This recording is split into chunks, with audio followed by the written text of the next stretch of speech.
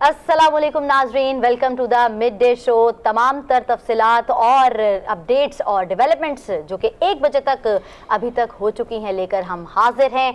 मैं आपके साथ लबीबा तैमूर और मैं आपको इंट्रोड्यूस करवाना चाहूँगी। मेरे साथ मौजूद हैं कॉलमिस्ट हैं, एंकर पर्सन हैं, एनालिस्ट हैं जिनका 29 साला रफ़ाकत है जर्नलिज़म के साथ। और अब हमारी खुशकिस्मती है कि हमारे प्रोग्राम में हमारे साथ होंगे और अपना तज्ज़िया और तबसरा जो वो कॉलम्स वगैरह में लिखते हैं वो हमारे साथ इस मिड डे शो में हमारे साथ शेयर किया करेंगे। नन अदर देन मैं आपको इंट्रोड्यूस करवाती चलूँ काशिफ बशीर खान साहब। अस्सलाम वालेकुम। थैंक यू वेरी मच जी लबीबा, बहुत शुक्रिया। अस्सलाम वालेकुम वीवर्स। मैं सबसे पहले इंट्रोडक्शन तो मेरा करवा दिया लबीबा ने, लेकिन कोशिश होगी कि ये मिड डे शो ये बहुत अच्छी काबिश है इसके पब्लिक न्यूज़ की, क्योंकि ऐसा कोई प्रोग्राम बहुत कम है कि जिसमें आपको दोपहर के वक्त तक तुलुए आफ्ताब से लेकर दोपहर तक कोई जो हैपनिंग्स होती हैं, जो सियासी बयानात हैं, सियासी डेवलपमेंट्स हैं और लोगों के मसाइल जो सुलगते हुए मसाइल हैं उनके ऊपर कोई बात की जाए, तो ये मैं समझता हूँ कि बहुत अच्छा प्लेटफॉर्म है। इंशाल्लाह हम कोशिश करेंगे कि आप तक जो है हम सच और हकीकी जो है न्यूज़ और लोगों के मसाइल और उनके हल के लिए आपकी हेल्प कर सकें, आपको बता सकें। जी लबीबा जी। अच्छा नाजरीन, अब शो शुरू करते हैं चूँकि आज मंडे है और बहुत सी डेवलपमेंट्स हो चुकी हुई हैं, आपसे शेयर करते चलें। सबसे पहले शाहिद खाकान अब्बासी साबिक वज़ीर आज़म एक बार फिर मुतालबा कर रहे हैं कि जी नैब का जो इदारा है उसको बंद करना चाहिए। वो उन्होंने इसलिए किया ये मुतालबा क्योंकि वो चाहते हैं कि इदारा सिर्फ सियासतदानों को बदनाम करने के लिए ही मौजूद है। तो इस पर हम बात करते चलेंगे। आपको बताते चलें कि Lahore high court Rawalpindi bench ने असद उमर को जनाब 7 दिसंबर को तलब किया है, जबकि एक और समझ लें समझ से बाहर है कि इसके ऊपर मैं बात करेंगे। मैं काशिफ साहब से भी बात करना चाहूँगी कि ये बयानात अब क्यों आ रहे हैं। अल्लाह ने हमें रास्ता दिखाने के लिए जनरल बाजवा को देखा। जनाब ये हमारे परवेज़ इलाही साहब ने वज़ीर आला पंजाब हैं, उनकी तरफ से ये एक बयानिया सामने आया है। काशिफ साहब, शाहिद खाकान अब्बासी साहब की बात से स्टार्ट करते चलें कि उन्होंने ये बात की कि शाहिद खाकान अब्बासी साहब कह रहे हैं एक दफ़ा फिर हमारा जो इदारा है उसको बंद करना चाहिए। वो इसलिए क्योंकि ये सियासतदानों को ही सिर्फ जो बदनाम करता है। मतलब लाइक उनको क्या लगता है कि एहतसाब कुछ भी कर ले इंसान तो एहतसाब नहीं होना चाहिए। लबीबा बड़ी अच्छी बात आपने की, लेकिन ये जो मामला हैं ये जो मुशर्रफ के दौर में ना ये सब नैब का इदारा बनाया गया था। उससे पहले एहतसाब सेल था, मियां नवाज शरीफ साहब ने बनाया था अपने लास्ट दौरे हुकूमत मार्शाल्लाह से पहले, तो वो पोलिटिसाइज था सारा, वो भी था। लेकिन नैब ने सिर्फ सियासतदानों को ही नहीं पकड़ा है, नैब ने गवर्नमेंट ऑफिशल्स को भी पकड़ा, नैब ने बिजनेसमैन को भी पकड़ा, बिजनेसमैन जो थे जो आपको पता है टैक्स इवेशन ये वो। लेकिन मैं समझता हूँ कि इस किस्म का बयान नहीं देना चाहिए, क्योंकि आप लोगों ने पार्लियामेंट से नैब के पर तो काट दिए और उसके बाद भी आप ये बयान दे रहे हैं। और यहाँ पे मैं तो देख रहा था कहीं पे ये भी लिखा आ रहा था, बल्कि किसी चैनल पे ही चल रहा था शायद, कि जी शाहिद खाकान अब्बासी साहब ने कहा कि हम नैब के जो साबिक चेयरमैन हैं जवेद इकबाल साहब, इनका हम गिरबान में भी हाथ डालेंगे।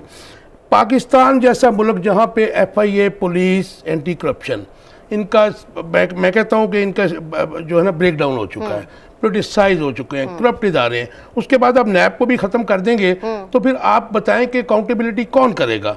आपने नैब को ऑलमोस्ट ख़त्म कर दिया है, उसके बाद भी इस किस्म के बयान नहीं देने चाहिए। हमें तो स्ट्रेंथन करना चाहिए अपने इंस्टीट्यूशंस को। उसमें जो खामियाँ हैं वो ज़ाहिर आप करेंगे, लेकिन ये तो नहीं है कि आपने अब ऐसे कवानीन बना दिए कौमी असम्बली में, जो अक़लीती में जिसे कौमी असम्बली कहता हूँ, उसमें आपने नैब को ऑलमोस्ट ख़त्म कर दिया है। और उसके बाद आप करप्शन, मुझे नहीं समझ आती कि इतनी करप्शन के बाद कौन पकड़ेगा, करप्ट लोगों को कौन पकड़ेगा। सिर्फ सियासतदानों को नहीं, इस मुल्क में ब्यूरोक्रेसी भी करप्ट है, इस मुल्क में बिजनेसमैन भी करप्ट हैं। जो करप्ट हैं उनको कौन पकड़ेगा? तो इस किस्म के बयान नहीं देने चाहिए। बल्कि लेकिन उनकी जानिब से ये भी तो कहा गया ना कि भाई हमारे जो नाम आते हैं सिर्फ अखबारों में आते हैं, लेकिन हम लोगों के पर केसेस नहीं बनाए नजर आते या इल्ज़ाम ही सिर्फ लगाए जाते हैं। देखिए ना, ये तो एक पूरे निज़ाम की खामी है ना जी, क्योंकि आप देखें ना इंस्टीट्यूशनल ब्रेकडाउन हुआ, उसके बाद आपके जो, मैं कुछ कहना नहीं चाहता क्योंकि कंटेम्प्ट भी लग जाती है, ठीक है जी, उनके फैसले नहीं होते हैं, फर्द जुर्म आयद नहीं होती हैं, तो फिर ये वो बात एक सही है कि यहाँ पे ताकतवर को जो है ना उसके रूल ऑफ लॉ के अंडर लाना बहुत नामुमकिन हो चुका है। ये निज़ाम जो है ना सिर्फ रिपेयर मांगता है बल्कि ये निज़ाम चेंज मांगता है। अच्छा, हमारे साथ ज्वाइन किया है हमें सलमा भट्ट, रहनुमा पाकिस्तान मुस्लिम लीग नून है। बहुत शुक्रिया मैम आपका। Over to you. Salma ma'am हमारे साथ मौजूद हैं। जी जी, आप बात करें। जी अस्सलाम वालेकुम जी। जी वालेकुम सलाम। सलमा साहबा, ये जो बयान आया है आपके शाहिद खाकान अब्बासी साहब का, और वो कह रहे हैं कि जी नैब को ख़त्म कर देना चाहिए, और उसके बाद उनका एक और भी बयान आया कि साबिक़ चेयरमैन नैब जो हैं जावेद इकबाल साहब, शाहिद खाकान अब्बासी साहब जो एक्स प्राइम मिनिस्टर भी हैं, वो कह रहे हैं कि जी मैं तो इनके गिरबान में हाथ डालूंगा। कैसे, आपका टेक क्या है इसके ऊपर? जी थैंक यू वेरी मच, बहुत शुक्रिया आपका। जी, जहाँ तक ताल्लुक है कि नैब को ख़त्म कर देना चाहिए या नैब की जो हम तरमीम लेकर आए हैं, तो मैं बिल्कुल, मुझे लगता है कि वो करने की ज़रूरत है। क्योंकि अगर आप नैब का किरदार देखें या नैब का काम देखें, बहुत पुरानी तारीख भी मैं दोहरा सकती हूँ। 70 में जब नैब के नाम कुछ और था, तब क्या हुआ, 60 की दहाई में क्या, ये पुरानी कहानी है, याद ही बात है। बहुत सारे लोगों को ये पता ही नहीं है कि नैब का बेसिकली आगाज़ कहाँ से हुआ था, मुख्तलिफ नामों से। लेकिन अगर मौजूदा सूरत हाल पे मैं आ जाऊँ, तो पिछले गुज़श्ता 4 सालों में मुझे बताया नैब ने क्या रिकवरी की है और नैब ने कौन सी करप्शन बचाई है इस मुल्क की। इस मुल्क का जो करप्शन इंडेक्स है वो पिछले 4 सालों में 24 दर्जे नीचे गया है। आप सबको पता नहीं। सलमा भट्ट साहब, आपका जो मार्शल से पहले, मुशर्रफ के मार्शल से पहले जो आपका दौर था PMLN का, उसमें आपने एक एहतसाब ब्यूरो भी बनाया था, सेनेटर सैफ साहब उसके होते थे। वो मैं चाहूँगा कि हमारे व्यूअर्स को वो भी बता दें कि उसकी क्या कामयाबियाँ थी जो आप मुझे लगता है कि इस तरह के एहतसाब ब्यूरो नहीं होने चाहिए, क्योंकि वो कदगन है। ये वक्त ने साबित किया है वो कदगन है। यहाँ पे काम करने पे मैंने अभी जो हालिया देखा है पिछले 4 सालों में, वो देखा है मैंने नैब में कि बिजनेस कम्युनिटी को बुरी तरह से तबाह किया गया है, उसका कॉन्फिडेंस शैटर किया गया है। आपने क्या किया? आपने इंडस्ट्री बंद कर दी, आपने कारोबार बंद कर दिए। जिस आपका दिल किया कारोबारी को उठा के नैब के उसमें कटहरे में लाकर खड़ा कर दिया, जिस ब्यूरोक्रेट को दिल किया आपने 2-2, 2.5 साल, 3-3 साल। सलमा भट्ट साहब, अगर आपकी गवर्नमेंट जो अभी आई, आपकी गवर्नमेंट जो आई, जी मैं बात मुकम्मल कर लूं अपनी, पहले आपके सवाल का जवाब दे लूं। तो इसलिए मुझे लगता है कि जो नैब है उसमें कोई खतर ख्वाह काम नहीं किया, ना उसका कोई किरदार रहा है, ना उसका कोई रोल रहा है, और ना ही नैब ने कोई हमें कोई करप्शन पकड़ कर दिखाई है, ना मुल्क में कम कर दिखाई है।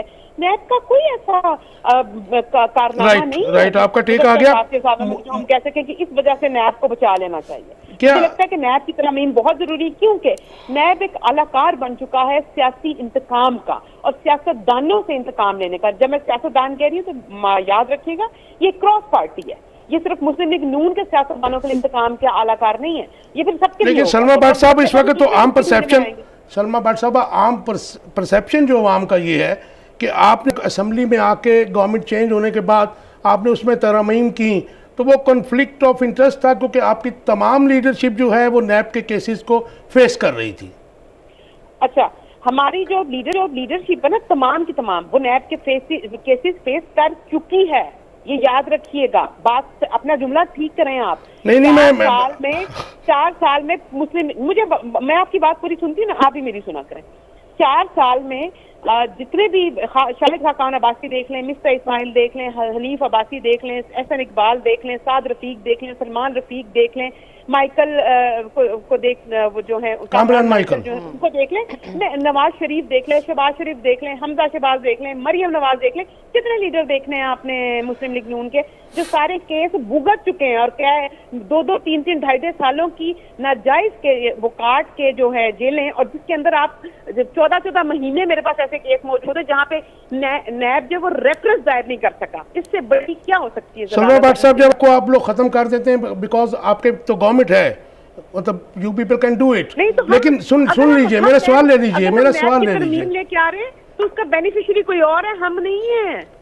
राइट, मैं जो आपसे सवाल करना चाह रहा हूँ वो ले लीजिए कि अगर आप नैब को ख़त्म कर देते हैं, तो आप जानती हैं बीइंग पाकिस्तानी कि हमारी पुलिस, FIA, एंटी करप्शन और दूसरे एहतसाब के तमाम इदारे जो हैं उनका तो ब्रेकडाउन हो चुका है। फिर मुझे आप कोई ऑप्शन दीजिए। नैब का सबसे ज्यादा ब्रेकडाउन हुआ। नहीं, मैं एग्री करता हूँ आपसे, मैंने एग्री कर लिया आपसे कि नैब का है, लेकिन बाकी इदारों का भी तो आपको हाल पता है, पॉलिटिसाइज है। नैब के बाद हम एक पैब बना दें, उसके बाद हम एक सैब बना दें, उसके बाद हम एक कैब बना दें, इससे क्या फर्क पड़ेगा? आपके पास जो FIA का इदारा है उसको ठीक करें हम। यही बात मैं आपसे कर रहा हूँ कि फिर गैप है उसको इम्प्रूव करें हम, हमें क्या जरूरत है? फिर अकाउंटेबिलिटी कौन करेगा? आपने मेरा क्वेश्चन पूरा नहीं लिया है कि जहाँ पे सारे इदारे जो हैं वो क्रिटिसाइज हैं, करप्ट हैं, उसके बाद अगर हम नैब को भी खत्म कर देते हैं तो फिर अकाउंटेबिलिटी कौन करेगा? मैं ये नहीं कह रहा कि PMLN की अकाउंटेबिलिटी कौन करेगा, मैं कह रहा हूँ कि जो भी करप्ट अनासिर हैं पाकिस्तान में। मेरा सादा टेक इस पे ये है कि अकाउंटेबिलिटी के लिए नैब की कोई जरूरत नहीं। अच्छा जी। इस मुल्क में अगर अकाउंटेबिलिटी करनी है तो हमारे जो ऑलरेडी एग्जिस्टिंग इदारे हैं उनके अंदर जो हमारे अंदर अगर उसमें इंप्रूवमेंट की गुंजाइश मौजूद है तो उसको इम्प्रूव किया जाए। जी आपने बिल्कुल ठीक कहा, लेकिन आप जदीद चीजें लेकर आए, उसके अंदर ट्रेनिंग लेकर आए, हम उसके अंदर हम अपने गैप्स दूर करें। ये क्या तरीका होता है कि FIA जो है वो हमने खुद ही, किसने डिसाइड किया कि FIA जो है करप्ट है? किसने डिसाइड किया? ये कौन कहता है? ये मैं तो नहीं कहती, आप नहीं कहती है ना, लेकिन उनके एक्ट्स जो हैं जो पास्ट में होता रहा है, कैपेबिलिटी और कैपेसिटी, सुन लीजिए ना जी, ऐसा एक्ट है जिसको आप एग्जांपल बना के दे सकते हैं। मैं आपको ये बात कर रहा हूँ कि आज तक किसी गवर्नमेंट ने, इंक्लूडिंग लास्ट गवर्नमेंट जो थी PTI की, और आपके भी इतने टेन्योर रहे, किसी ने भी इदारों की कैपेसिटी और कैपेबिलिटी बढ़ाने की कोशिश आज तक नहीं की है। इसलिए आज जो है इंस्टीट्यूशनल ब्रेकडाउन हो जाएगा। नहीं तो मेरी बात सुने, फिर सवाल हमारा ये होना चाहिए कि एग्जिस्टिंग इदारों की कैपेसिटी बढ़ाई जाए। अपना फिर सवाल ठीक करें आप। नहीं, मैं आपको यही सवाल कर रहा हूँ, आप तो आप देखें ना कि अगर ये, मैं आपको ये कह रहा हूँ कि इनकी कैपेसिटी, कैपेबिलिटी और इनमें करप्शन, ठीक है जी, आप किसी गवर्नमेंट ने नहीं की, और आज आप नैब खत्म करने की भी बात कर रहे हैं, तो फिर कौन करेगा? सवाल ये किया है कि नैब खत्म करने के ऊपर आपका टेक किया, तो मैं कह रही मैंने आपका टेक नहीं लिया, मैंने आपके लीडर का टेक लिया, ex prime minister of Pakistan का टेक लिया है।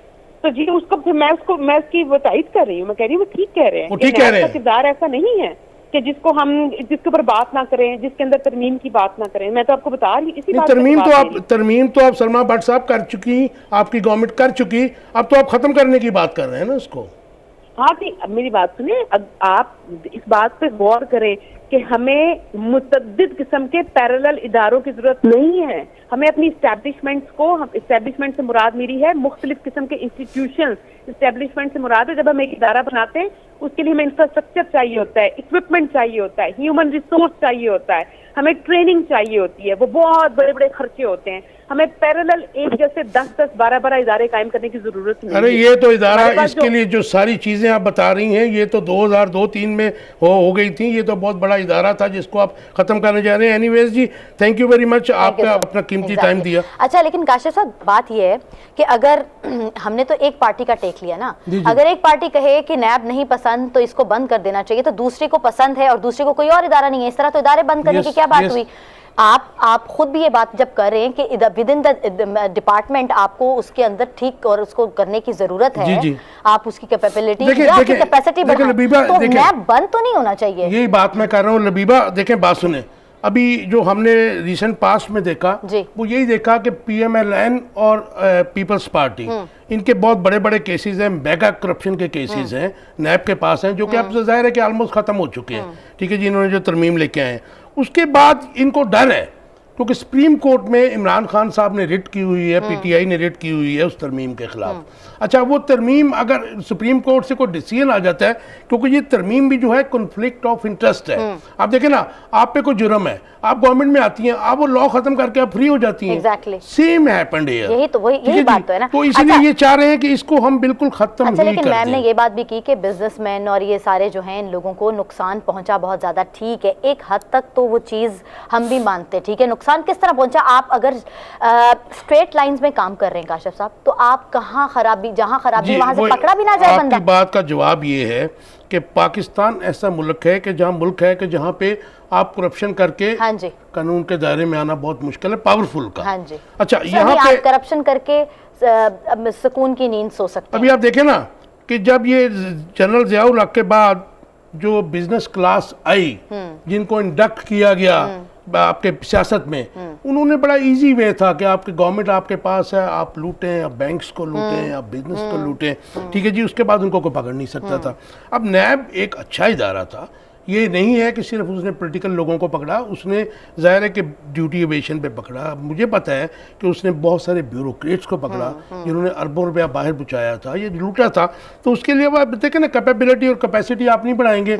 आप सिर्फ इसलिए नैब को बंद कर रहे हैं कि सुप्रीम कोर्ट ने अगर वो जो है सेट असाइड कर दी अमेंडमेंट जो है वो क्लियर थी जो इनकी असम्बली है बीसी का वफाक की, तो हम उसके लिए ये कर रहे हैं। लेकिन ये कॉन्फ्लिक्ट ऑफ इंटरेस्ट है और आई एम श्योर, मुझे पूरी उम्मीद है कि सुप्रीम कोर्ट ने इस तरमीम को ख़त्म कर देना है, क्योंकि आप अपने फ़ायदे के लिए कोई भी हुक्मरान कानून साजी नहीं कर सकता। और कदूर देखे ना आप, ये तो एक रोज़े रोशन की तरह अया है कि आपकी पुलिस, आपकी एंटी करप्शन, आपकी FIA और इस तरह के दूसरे इदारे, वो आप लोगों को, आवाम को जो है वो इंसाफ फराम करने में टोटल नाकाम हो चुके हैं।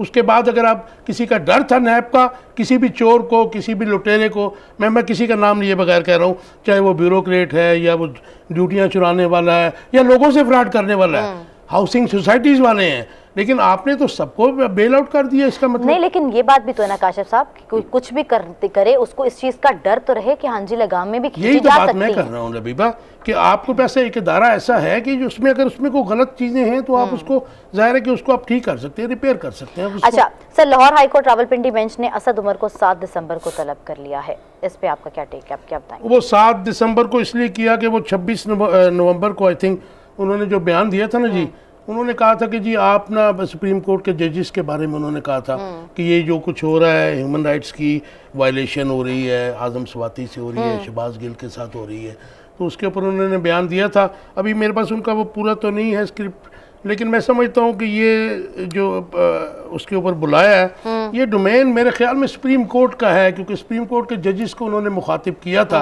लेकिन मुझे उसी के ऊपर है जी, ठीक है ना जी, लेकिन इनको बुलाया लाहौर हाई कोर्ट ने, रावलपिंडी बेंच ने ना जी, क्योंकि प्रीमिसेस वो थे ना जी उनके। तो मेरे ख्याल में उनको जाना चाहिए, अपना क्लैरिफाई करना चाहिए। हमें इदारों की रिस्पेक्ट करनी चाहिए, अदलिया की भी करनी चाहिए, फ़ौज की भी करनी चाहिए, और हम देखें पॉलिटिकल लोग जो हैं उनको सोच समझ के बोलना चाहिए इसके ऊपर।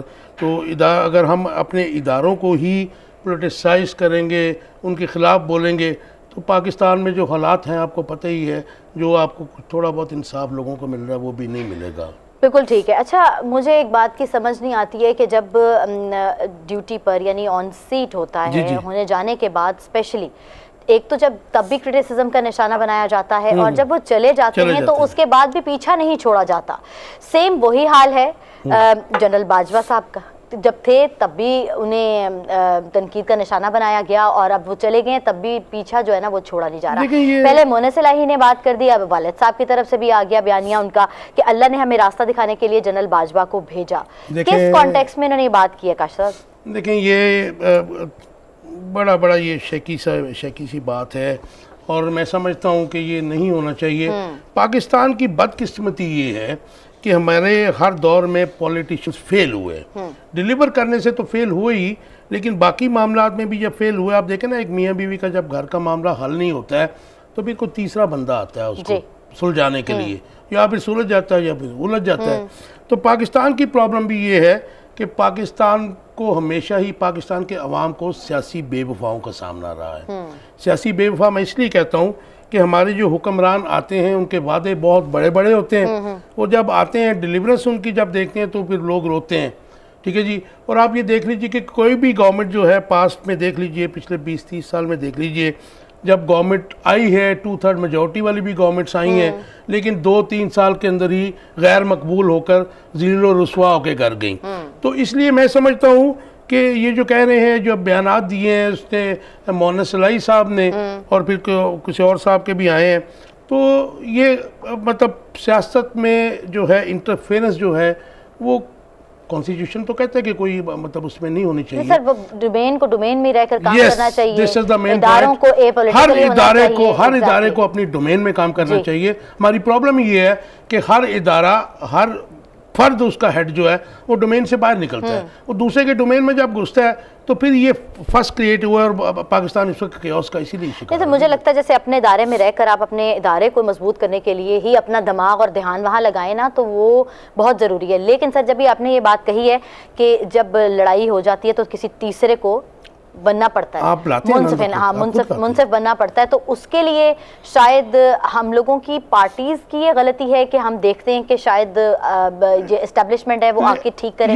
यस, मैं आपको बताता हूँ कि नाम लिए बगैर कहता हूँ कि बहुत सारी पार्टीज ऐसी हैं जो पास्ट में, आपकी बात नहीं मैं कर रहा, उनकी बर्थ ही जो है एस्टेब्लिशमेंट की गोद में हुई है, इंक्लूडिंग मियां नवाज शरीफ, ठीक है जी, वो उस वक्त की एस्टेब्लिशमेंट थी। लेकिन मैं समझता हूँ कि अब जो अस्करी क़यादत तब्दील हुई है उसके बाद चेंज इज़ देयर, नज़र यही आ रहा है और होना भी चाहिए, क्योंकि पिछले कुछ सालों में हमने देखा कि मियां नवाज शरीफ, मरियम नवाज शरीफ जिस तरीके से उन्होंने जलसों में, बयानात में बैश किया, और उसके बाद फिर इमरान खान साहब की गवर्नमेंट जब डिज़ोल्व हुई है उसके बाद जिसका अस्करी क़यादत के ख़िलाफ़ सोशल मीडिया पे और वैसे भी हुआ, तो वो एक्सेप्टेबल नहीं है, उसको नहीं होना चाहिए, क्योंकि पाक फौज तो हमारा नहीं। लेकिन एक और बात आपने कहा, जैसे कहा कि नवाज शरीफ की बर्थ जो है कि वो एस्टेब्लिशमेंट के थ्रू हुई है, लेकिन इमरान खान की बर्थ भी एस्टेब्लिशमेंट के थ्रू हुई है, ये भी हम नहीं मैं आपसे डिफर नहीं करता, लेकिन वो बर्थ के अलावा क्योंकि उन्होंने इस दश्त की स्याही में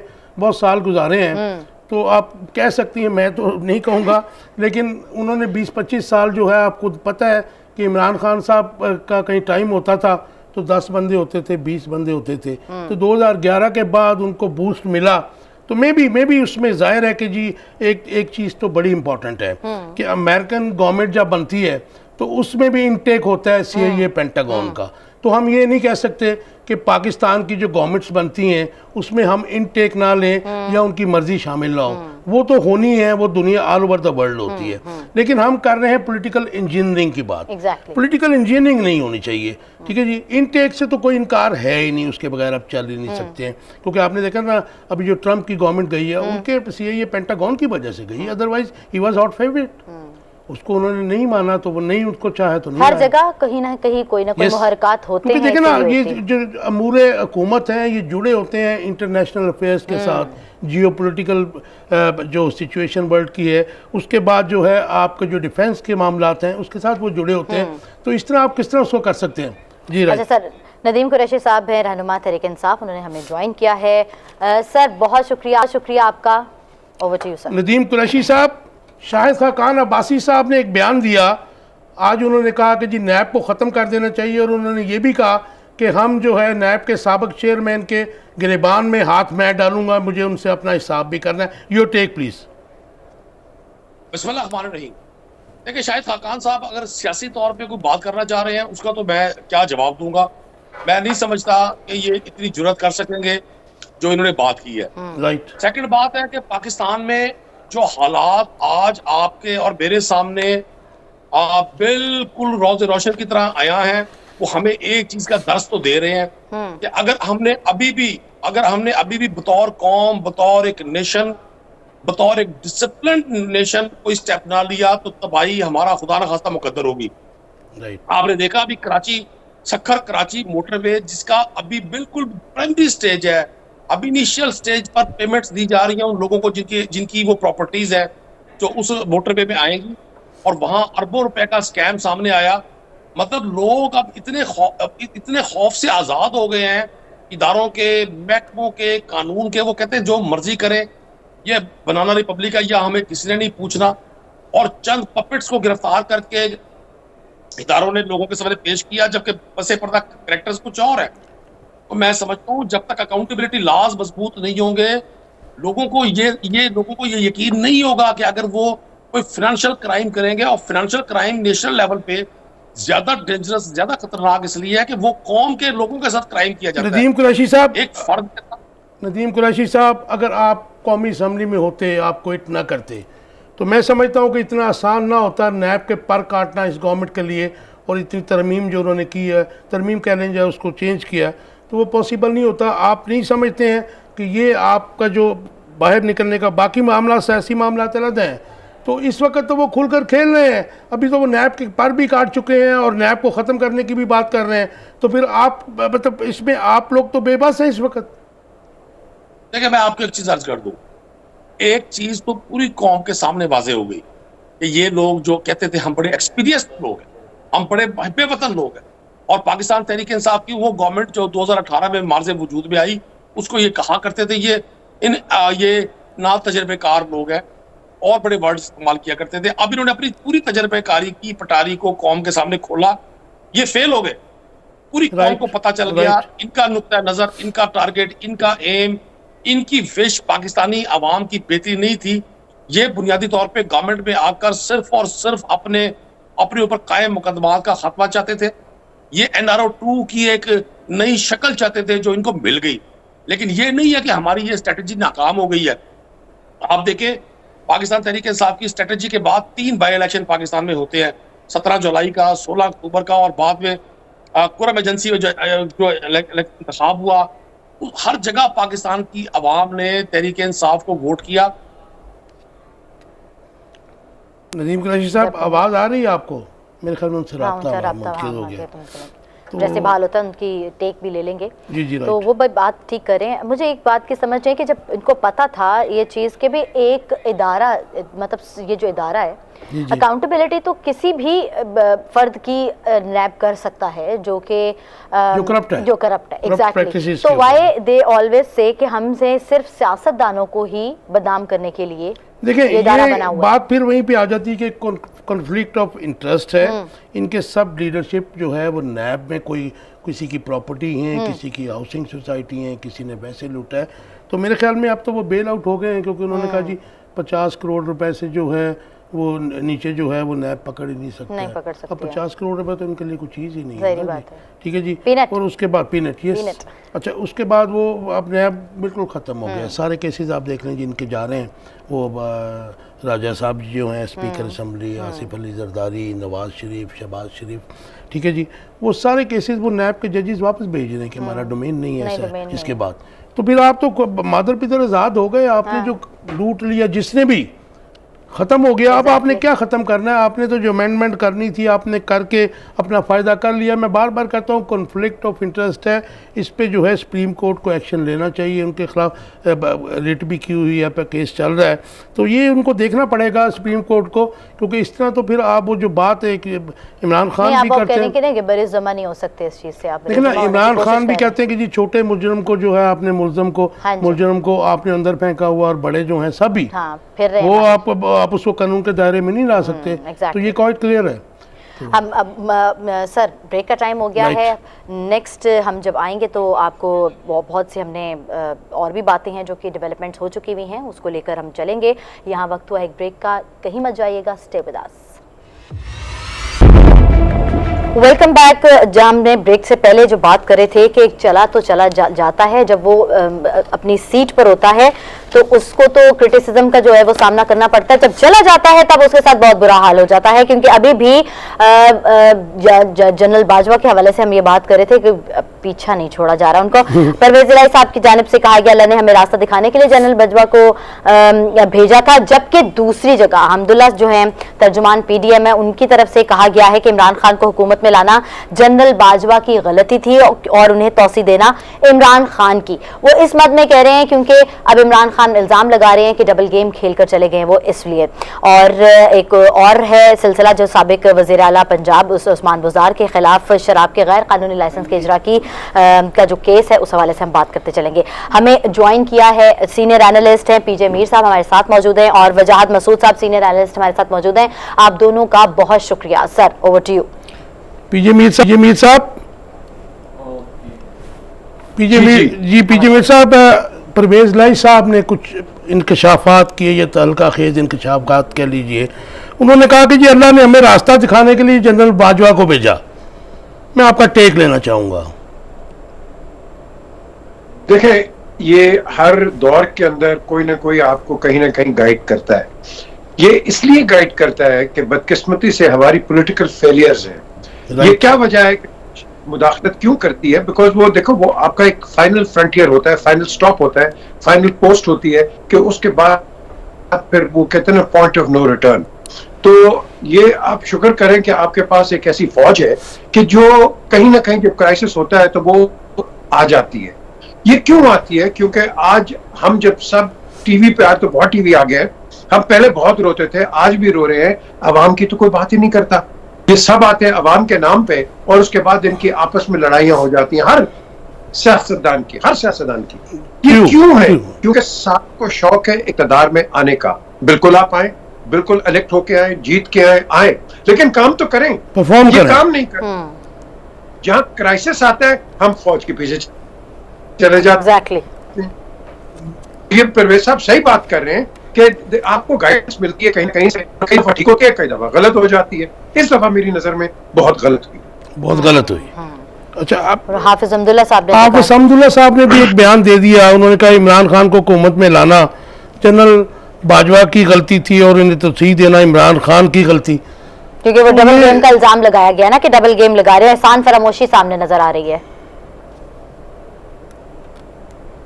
देखिए बात यह है कि जब हम जनरल बाजवा की बात करते हैं या कोई भी बात करते हैं, एक चीज हकीकत है जिसके अंदर किसी को डिनाई नहीं करना चाहिए कि जब नवाज शरीफ की पॉपुलैरिटी थी वो पॉपुलर था, जब इमरान की पॉपुलैरिटी है वो पॉपुलर है।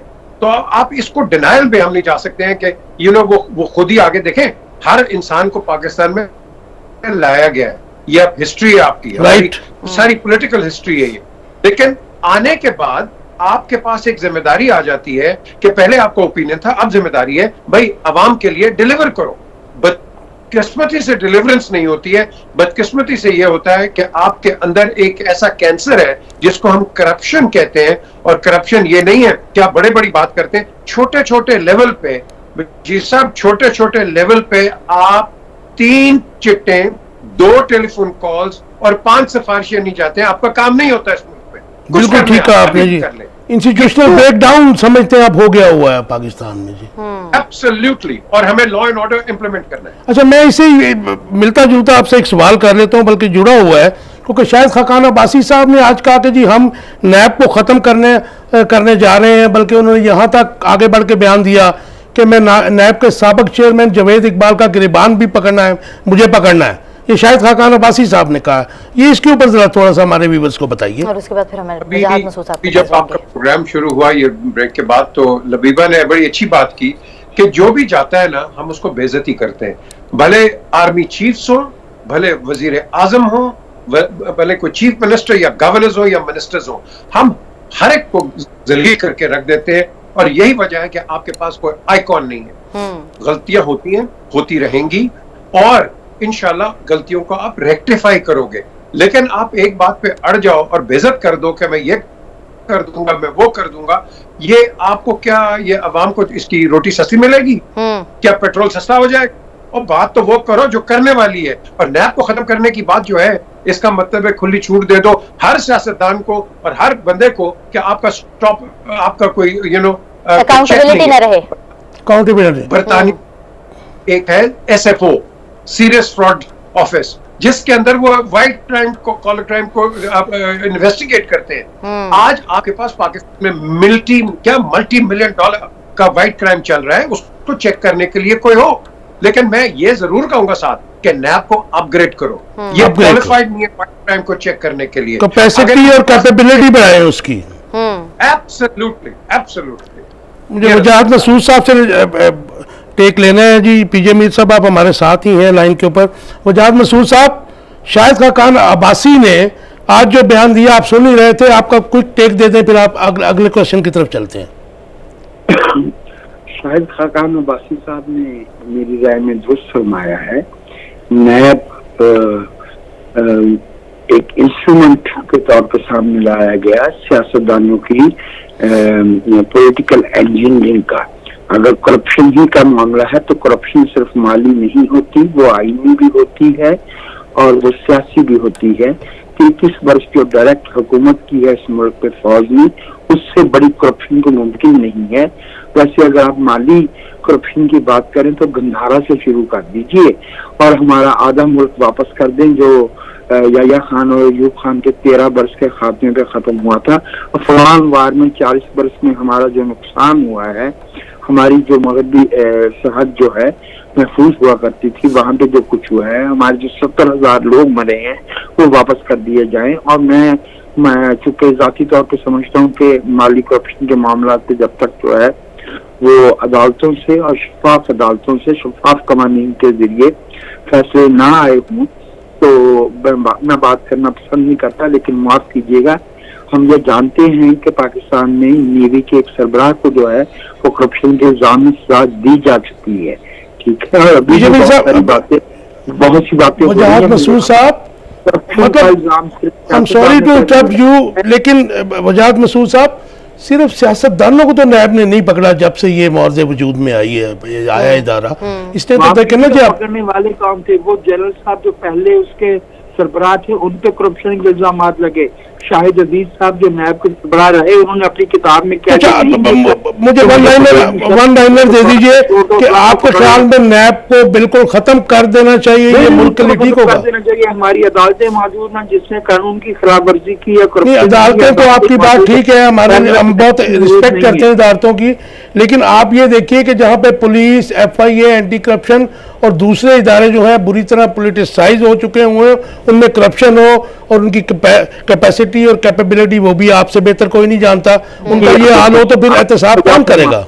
नैब से ज्यादा करप्ट नहीं है पुलिस, और एंटी करप्शन नैब से ज्यादा करप्ट नहीं है। अभी जावेद इकबाल साहब जो है वो तशरीफ ले गए हैं, उससे पहले मैंने अर्ज किया शाहिद अजीज जो हेड रहे हैं, उन्होंने अपनी किताब में लिखा है कि मुझे परवेज मुशर्रफ कहते थे कि फलां सियासतदान को पकड़ लो और फलां को छोड़ दो, वो हमारा आदमी है। नैब से ज्यादा करप्ट इदारा नहीं। आपका एतराज जो है मुझे उसकी पॉलिटिकल इंजीनियरिंग के लिए उसको यूज करने पे आ रहा है, इसको तो खत्म कर देना चाहिए, I do agree with you, लेकिन एक इदारे को सिर्फ इसलिए खत्म कर दिया जाए कि वहाँ पे, मैं बार बार कहूंगा कि वहाँ पे सिर्फ सियासतदानों को खिलाफ केसेस नहीं है, उधर बहुत बड़े नैब बनाया ही इस मकसद के लिए गया। नैब करप्शन खत्म करने के लिए नहीं, नैब सियासी करप्शन पैदा करने के लिए बनाया गया। आपको याद ही है JIT के मेंबर्स की जो है वो व्हाट्सएप पे जो है वो नॉमिनेशंस होती थी, और क्या हमें ये मालूम नहीं है कि जावेद इकबाल साहब के खिलाफ क्या इल्जाम थे? यहाँ वक्त हुआ एक ब्रेक का, कहीं मत जाइएगा, stay with us. Welcome back to the mid day show. हम जब बात करने जा रहे हैं वो एक ही पार्टी से दो तरह के डिफरेंशिएट आप कर लें कि बयानात सामने आए हैं। वो ये कि परवेज इलाही साहब ने PDM के, वो PDM है, वो परवेज इलाही, अच्छा हाँ एग्जैक्टली, यानी एक ही पार्टी से नहीं, मैं गलत हो गया, एक दूसरे के ओपोनेंट है, ये हाँ ओपोनेंट है, एक ही शख्सियत के हवाले से कहना चाह रही थी मैं, पार्टी इदारे की, माय बैड। अच्छा, एक ही शख्सियत के हवाले से दो पार्टी के लहदा से बयानात सामने आए हैं। जनाब परवेज इलाही साहब कहते हैं कि जनरल बाजवा को हमें रास्ता दिखाने के लिए भेजा गया था, जबकि PDM के हाफिज हमदुल्ला, नहीं सर मैं सही थी, वो जो बयान हाफिज हमदुल्ला साहब ने कहा है ना, वो यही कहा है कि इमरान साहब ने कहा है कि डबल गेम खेल गए हैं। एक जानिब परवेज इलाही कह रहे हैं कि रास्ता दिखाने के लिए ला रहे हैं, और एक जानिब वो डबल गेम का इल्जाम लगाने की बात करी, हाफिज हमदुल्ला साहब ने ये बात कही है। तो वो एक ही पार्टी के परवेज इलाही है, वो उसके बारे में बात करी थी कि एक ही शख्सियत के बारे में एक ही तरह के। वजाहत मसूद साहब से पहले पूछ लेते हैं परवेज इलाही साहब के बयान पे। वजाहत मसूद साहब, जो परवेज इलाही साहब ने बयान दिया, उन्होंने कहा जी अल्लाह ने हमें रास्ता दिखा दिया, रास्ता दिखाने के लिए जनरल बाजवा को भेज दिया हमारी तरफ। मेरे ख्याल में उनका जो जुलाई में जो गवर्नमेंट पंजाब की मिली, उस तनाज़ुर में ये बयान है। How do you see it? देखिए, परवेज इलाही साहब माशाल्लाह आजकल बहुत दीनदारी पे माइल हो रहे हैं पिछले कुछ अरसे से। उन्हें मालूम होना चाहिए कि खुदा ने जिनको रास्ता दिखाने के लिए भेजना था, उनका सिलसिला खत्म हो चुका है। अच्छा, अगर परवेज इलाही साहब को एक बावर्दी फौजी ही से रास्ता लेना है तो वो गुजरात वापस चले जाएं, वहाँ बहुत अच्छी फसलें होती हैं गंदम की और दूसरी चने वगैरह उगाया करें। ये काम को उन्हीं पर छोड़ दे, क्योंकि देखिए ये जो हमें दलील देते हैं ना हमारे साहबान तालीम, अहले इल्म, जी दुनिया भर में कंसल्ट किया जाता है सिक्योरिटी ऑपरेटर्स को, तो वो कंसल्टेशन होती है। Policy where the buck stops is where the chief executive is, whether it's a president or a prime minister. So गलत दलील दी जाती है। बाकी साहब उनका क्या है भाई, 2007 में वो 5 दफे वर्दी पहनाना चाह रहे थे परवेज मुशर्रफ साहब को, तो गालबन गर्जी धोखा दे गया जो वर्दियां सी रहा था। तो अब वो चूंकि उनकी पुरानी 1958 से ये खानवादा जो है, ये जिस दरवाजे से लग के बैठा है, जाहिर है उसके खिलाफ कैसे बात करेगा। हाफिज हमदुल्ला साहब की बात पे अलबत्ता मुझे हैरत हुई। ये वही सेनेटर है ना जो बारिश है और अच्छी अच्छी बड़ी उम्दा बातें ये टेलीविजन प्रोग्रामों में कहा करते हैं। सवाल ये है कि अगर उनको मोहतरम इमरान खान नहीं, बाजवा साहब को अगर एक्सटेंशन देना गलत था तो फिर उस एक्सटेंशन में हमदुल्ला साहब और उनकी पार्टी क्यों शरीक हुई? उस पर क्या इल्जाम देते हैं?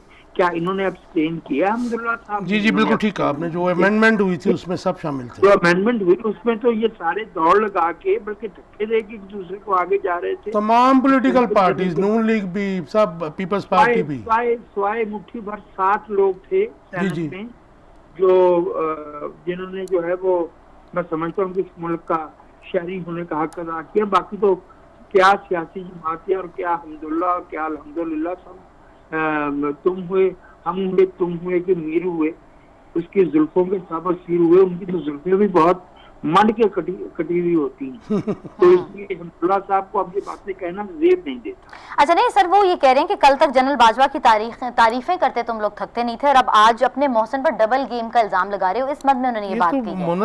हमदुल्ला साहब तो कल तक जो है वो तो बदतारीफियां कर रहे थे, आज जो है वो उनका दफा करने पे तुले हुए हैं। तो हमदुल्ला साहब ने और उनकी बस मौका मेरे का मसला है ना। ये मसला ये है कि कल बहुत इक़्तिदार में थे, आज हमदुल्ला साहब को इक़्तिदार की गलतफहमी है। ना कल बहुत इक़्तिदार में थे ना आज ये है। इक़्तिदार में वही है जिसकी तारीफें जो है वो पहलू बदल के की जाती है। अच्छा वजाद मसूद साहब, आप बहुत मेरे दोस्त पुराने हैं, कॉमरेड भी हैं, ये क्या पाकिस्तान में एक ट्रेंड है कि पहले आप आज से 2-3 साल पहले नून लीग के जो सरकर्दा रहनुमा थे, मरियम नवाज शरीफ साहबा, मियाँ नवाज शरीफ साहब, वो खुल्लम खुल्ला फ़ौज के ख़िलाफ़ बोलते थे। अब जब भी गवर्नमेंट गई अप्रैल में तो उसके बाद जो है पीटीआई के लोग जो है, इसका मतलब है कि जब आप गवर्नमेंट में आ जाएं तो सब ठीक है, आप ऑपोजिशन में जाएं तो फिर हमारी जो फोर्सेस हैं, जो सब कुछ है वो बुरे हैं। इसके बारे में आपका क्या टेक है? काफी सब जुज़वी तौर पे आपकी बात दुरुस्त है, लेकिन अगर हम इसको ज़रा बड़े कॉन्टेक्स्ट में लें तो पीडीएम जिसमें नवाज शरीफ और मरीम नवाज नया दीगर सियासी जमातों और रहनुमाओं के मौजूद थे, उस वक्त भी उनका मौक़िफ़ यही था कि वोट को इज्जत दो। इसका मतलब ये है कि जो नॉन सिविलियन एलिमेंट्स हैं उन्हें पाकिस्तान की सियासत में दखल नहीं देना चाहिए। जबकि मैं आज भी समझता हूँ कि इमरान खान साहब का मौक़िफ़ ये नहीं है, ना पीटीआई का ये मौक़िफ़ है। वो तो ये चाहते हैं कि मुदाखलत करें और हमारे हक में करें। तो इन दोनों में ज़रा फ़र्क है, ये देख लीजिए। बाकी चूँकि हमारे मुल्क की सियासत जो है वो रोज़े अव्वल ही से जो है बदकिस्मती से यरगमाली है। हम गोरे खान से छूट के काले खान के दरवाजे पे आ बैठे हैं। इसलिए किसको क्या कहें? क्या भुट्टो साहब अयूब के परदा नहीं थे? क्या वो याया खान और पीरजादा के साथ मिलकर साजिशें नहीं करते थे? क्या की बदनीयती के नतीजे में जियाउल हक को मौका नहीं मिला? क्या नवाज शरीफ जो है वो जल जिलानी की दरियाफ्त नहीं थे? क्या इमरान खान जो है वो हमीद गुल, शुजा पाशा, ज़हीरुल इस्लाम कियानी और राहिल और शरीफ और इनकी बाजवा साहब की पैदावार नहीं है? तो बदकिस्मती है कि तो मुसलसल सियासी होने से गुरेजा है। वजाद मसूद साहब, I am sorry to cut you, लेकिन मैं आपका टेक चाह रहा हूँ कि वोट को इज्जत दो को मेरे ख्याल में पजीराई मिली थी। मतलब आम आवाम में जो उनका बयानिया था, नारा था, उसको इज्जत मिली थी। लेकिन अप्रैल के बाद गवर्नमेंट में आने के बाद वो वोट को इज्जत दो वाला नारा भी ख़त्म हो गया और जो इंटरफेरेंस, पॉलिटिकल इंजीनियरिंग या इदारों की इंटरफेरेंस थी उसकी भी वो मतलब उसकी वो नफ़ी उन्होंने कर दी और उसके खिलाफ कभी बोले नहीं। हालांकि ये तो एक नेशनल बयानिया होना चाहिए। काशिफ भाई मैं आपसे अर्ज किए देता हूँ, वोट को इज्जत दो का बयानिया ना तो नवाज शरीफ के वालिद मुहतरम की विरासत है और ना बिलावल भुट्टो के नाना की। ये हमें मोहम्मद अली जिन्ना की सौंपी हुई अमानत है। ये पाकिस्तान के लोगों का बयानिया है। ये नवाज शरीफ का, मरियम नवाज का और जरदारी का बयानिया नहीं है। पाकिस्तान के लोग ना 51 में पीछे हटे, ना बाबड़ा में 49 में पीछे हटे, ना 71 में पीछे हटे, ना 88 में, ना 99 में। तो ये सियासतदान जो है ये अपने इक़्तिदार के लिए अपना बयानिया बदल सकते हैं, उसको आगे बढ़ा सकते हैं, पीछे कर सकते हैं। पाकिस्तान के लोगों का रोज़े अव्वल से एक ही मुतालबा है कि पाकिस्तान पे हुक्मरानी पाकिस्तान के लोगों की होगी, उसके अलावा किसी भी तरह का इजारा जो है वो नाकाबिल कबूल है। मुझे आपसे एक और सवाल करना है, बहुत रेलेवेंट है। तो आप बड़ा क्लोजली वॉच करते हैं गवर्नमेंट्स को भी और आवाम को भी, तो आप क्या देखते हैं कि इस वक्त जो है जो लड़ाई चल रही है, सियासी लड़ाई चल रही है PDM और PTI में, अवाम कहाँ पे है वहाँ पे इस सारी लड़ाई में, इस सारे फसाद में? 8% पे हैं काशिफ भाई, अवाम 8% पे हैं। जब हम अपनी जो लाइबिलिटीज हैं जिनके बारे में हमें मालूम नहीं है कि वो कर्जे लेके कहाँ खर्च किए गए हैं, किस मद में खर्च किए गए हैं, जब हम वो अदा कर देते हैं लाइबिलिटीज और डिफेंस का बजट दे देते हैं, तो हमारे पास 8% बचता है, जिसमें से सेहत, तालीम, इंफ्रास्ट्रक्चर, एवरीथिंग, ग़िज़ाई सूरत सब कुछ उसमें आता है। तो मैं ये समझता हूँ कि अवाम की बात ना कोई अपोजिशन कर रही है, ना हुकूमत कर रही है। इस मुल्क का 30 अरब डॉलर बह गया है सैलाब में। इस मुल्क का जो है वो ज़र मुबादला 7 अरब डॉलर रह गया है। इस मुल्क के अवाम जो है वो 58% खानदान है, as against 81% Indians and 74% Bengalis. Pakistan की औरतें सिर्फ 20% लेबर फोर्स में है, 80% जो है वो वियतनाम में है, 60% बांग्लादेश में है। पाकिस्तान के लोगों की कोई बात इसलिए नहीं कर रहा कि उन्हें मालूम है कि हुकूमत उन्हें पाकिस्तान के लोगों के वोटों से नहीं, किसी के बूटों से मिलती है। उन्हीं बूटों की वो कल भी हमायत कर रहे थे, उन्हीं बूटों की आज भी। इजाज़ मसूद साहब, पाकिस्तान के अवाम का सवाल तो तब उठेगा जब ये सियासतदान पाकिस्तान के लोगों के के हुक्मरानी के लिए बात करेंगे। इस वक्त तो अपनी हुक्मरानी की बात हो रही है। मतलब सियासी, ये सब तमाम सियासतदान सियासी बेवफा हैं, ठीक है जी, आप समझते हैं ये बात जी? नहीं, सियासतदान तो महज जूनियर पार्टनर है, सीनियर पार्टनर की भी बात कीजिए ना काशिफ भाई। सिर्फ यहाँ से जुर्म करने वाला ही तो मुजरम नहीं है ना, मुजरम खुद भी तो मुजरम है। मेरा आपसे एक बुनियादी एक और सवाल भी है जो मतलब जो पाकिस्तान की इस वक्त के हालात की मतलब साथ जुड़ा हुआ है। वजाद मसूद साहब, अस्करी क़यादत तब्दील हुई है, उसके बाद जो है पॉलिटिकल सिनेरियो क्या देख रहे हैं आप? थोड़ा सा अदली हो जाएगा अभी इस पर फैसला करना, लेकिन मैं आपसे एक बुनियादी गुजारिश किए तो दो निकात।